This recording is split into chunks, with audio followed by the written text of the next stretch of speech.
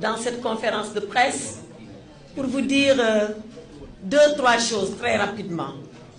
Et avant tout, permettez, mon cher Elage, que je souhaite la bienvenue au bâtonnier Olivier Piercieux. Donc, merci, mon cher confrère, d'être venu et ensemble avec les excellents avocats sénégalais dont je voulais saluer le travail depuis très longtemps.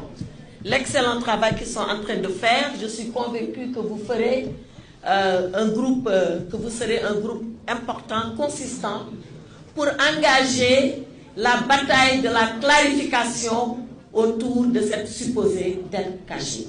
Et je veux dire trois choses. Je veux parler d'eux, je veux parler de nous, et je veux parler de la dette. Parler d'eux, c'est quoi? Ils ont fait deux choses. Tout le monde se souvient.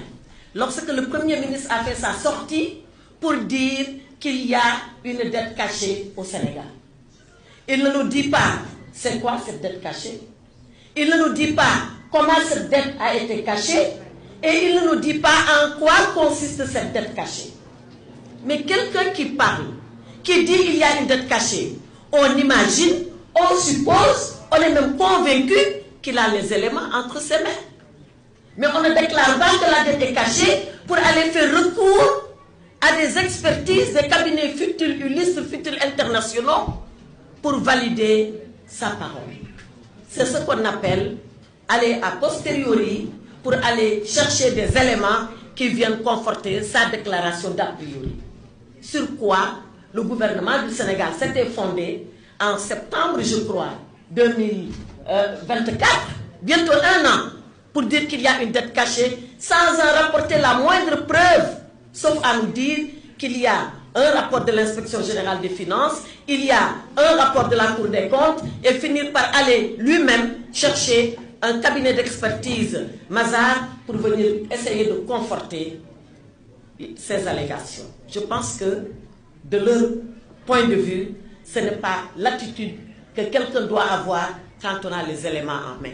Et moi, je n'ai jamais vu un gouvernement parler alors qu'il n'a pas les éléments en main. Deuxième chose, toujours les concernant. Cette chose-là, le bâtonnier sûr, Maître El Hadji Amadou Sall sont revenus là-dessus. Mais le gouvernement est redevable de nous informer. Il est obligé. Ils ont cité la Constitution. Ils ont cité les lois organiques. Mais il y a une dernière loi, 26 août 2025, il y a quelques semaines, où l'Assemblée nationale dit que la personne qui est redevable de l'information est obligée de mettre cette information à la disposition de celui qui la demande.